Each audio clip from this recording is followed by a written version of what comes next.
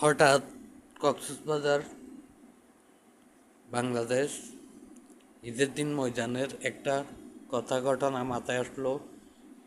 নামাজের কাতারে সবাইকে দেখলাম পাঞ্জাবি পরেছে, খুব মুরব্বী একজন ফতুয়া পরে নামাজে দাঁড়িয়েছে।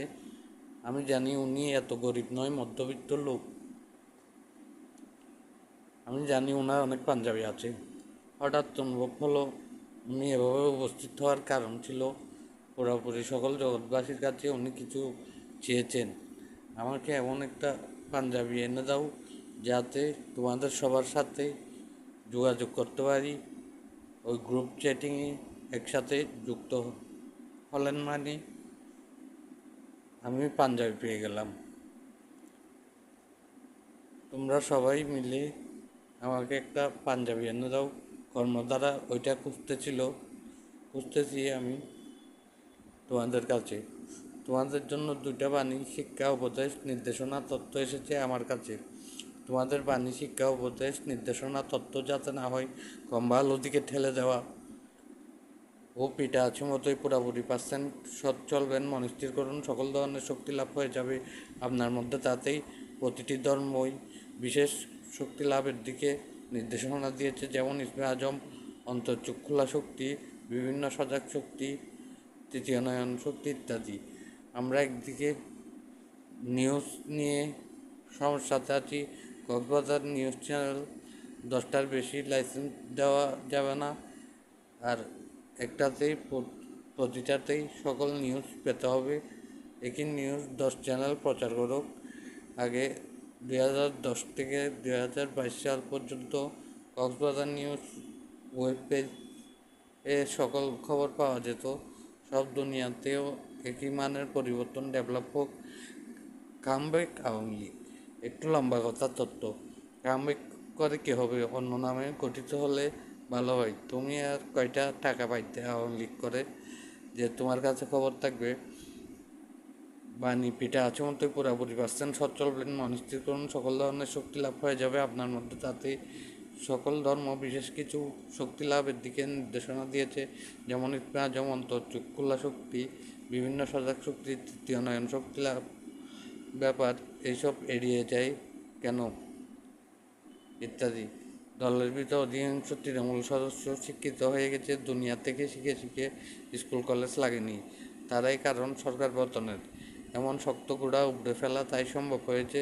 যেমন মূল কারণ পদ্মা সেতু, রেললাইন, ওভারব্রিজের বাজেট থেকে প্রতিটি জনগণকে কর্মবাধ্যতামূলক রেখে 1 কোটি টাকা করে দিতে দাবি উঠেছিল, কিন্তু এর বিরুদ্ধে গিয়ে দেশের ক্ষতি হয়েছে। তারা বলেছিল এত টাকা ও তা থেকে রোজগার চালু থাকলে, খাদ্য, বস্ত্র, বাসস্থান, শিক্ষা, চিকিৎসা চালু থাকলে আমরা রাজধানীতে হেঁটে চলে যাব। ওই টাকা পাইলে পদ্মা সেতু লাগবে না, আমরা লাইফ জ্যাকেট পরে সাঁতার কেটে পার হয়ে যাব পদ্মা নদী। ও শিক্ষা ব্যবস্থার পরিবর্তন নিয়ে আন্দোলন হয়েছে। একজন মিস্ত্রি সার্জেন্টকে কারিগর না হওয়া পর্যন্ত ছাড়ে না। তেমনই স্কুল কলেজও ক্লাস 5-এর পর লক্ষ্য নিতে হবে সে কী পেশা হবে, তাকে প্র্যাকটিক্যাল ট্রেন আপ করতে হবে। 2 বছর এমনভাবে শেখাতে হবে যাতে ফেল করেছে কষ্ট কোরবানি দেখতে হবে না, কম নাম্বার পেয়েছে তাই ভালো চাকরি হয়নি ভোগান্তি দেখতে হবে না। শিক্ষা ব্যবস্থার জন্য যাকে দিয়ে যেটা হবে না সেটা চেষ্টা করবেন না, তাকে দিয়ে অন্য কিছু একটা কাজ হবে। মানহানি না করে সেটাতে প্রশিক্ষণ রেফার করুন।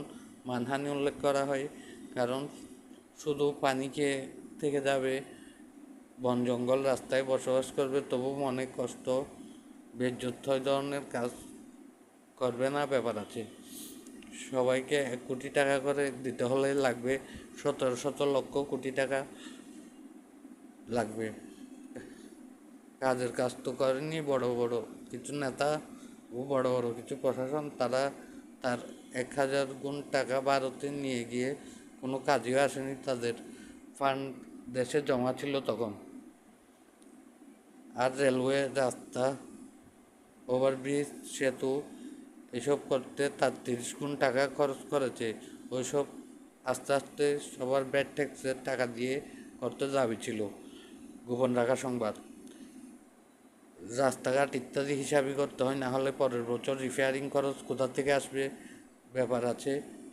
তারা বিএনপিকেও ধরবে যদি এই মনস্থির বিরোধী হয়। বলে দিয়েছে বড় সক্রিয় দল আছে ও যে সরকার আসুক প্রতি মাসের বাজেট থেকে 100% 1 ভাগকে যতজনকে পারে কোটি টাকা করে দিতে হবে, সম্ভব মতো সঠিক জনদের, যাতে উপরওয়ালার সঠিক দল এগিয়ে আসে। এরা কোথায় জানতে চাও?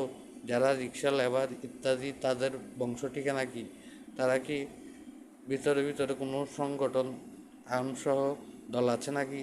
খোঁজ নিলে জেনে যাবেন আওয়ামী লীগ সরকার পতনে আরও কোনো গোপন দল ছিল নাকি? যাচাই ও আওয়ামী লীগ সরকারের গোড়া মূল কারা ছিল, কত শক্ত ছিল, মতামত মিলেনি, তাই দল ত্যাগ করেছে কারা কারা, তাতে নরম হয়েছে যথাযথ চেক আপ করুন। This occur Bangladesh administration and Awami League government ফল।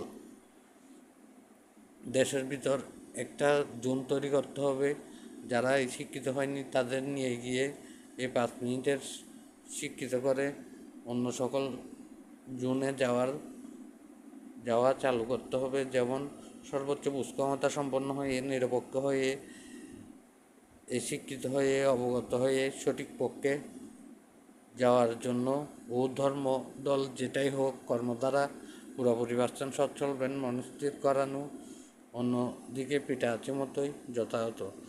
ঘুম হচ্ছে না, এই কোন জগৎ ওয়েদার প্রকৃতির মাঝে এসে পড়লাম। মানুষের ঠিকঠাক ঘুম হচ্ছে না, নেশাবানি করে না তাদেরও ঘুম হচ্ছে না, আগে নেশা করতো এখন করে না তাদেরও ঠিকঠাক ঘুম হচ্ছে না। আমার 2 বছরের বাচ্চা ও অনেক বাচ্চাদেরও ঠিকঠাক ঘুম হচ্ছে না, অতিরিক্ত চিল্লাচিল্লি করে, বেশিরভাগ সময় বড় শব্দে কান্না করে। এটা কি নতুন আবির্ভাব রোগ নাকি আবহাওয়া সমস্যা নাকি ব্ল্যাক ম্যাজিক নাকি কোনো তেজস্ক্রিয়তা? আমি প্রেশার গ্যাস্ট্রিকের ওষুধ ও আমি ঘুমের ওষুধ টিবুকটি 2 mg খাওয়ার পরও ঠিকঠাক ঘুম হচ্ছে না, কপালে কি কষ্ট জুটেছে। নতুন আবির্ভাব রোগ হিসাবে সরকারের কাছে সব দুনিয়ার কাছে অন্য সকল দিকে এমনিতে বিপদ আছে ধরে পুরোপুরি সৎভাবে গবেষণা করার আবেদন রইল। Sensitive matter in Bangladesh Cox's Bazar.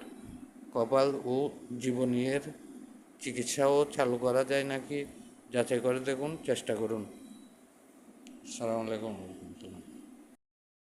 24 ঘন্টায় 2 ঘন্টা ঘুম হচ্ছে মাত্র, ওই শিশুর কী রোগ হয়েছে? টিকা, ভ্যাকসিন, ওষুধ কি? গবেষণা কি বলছে?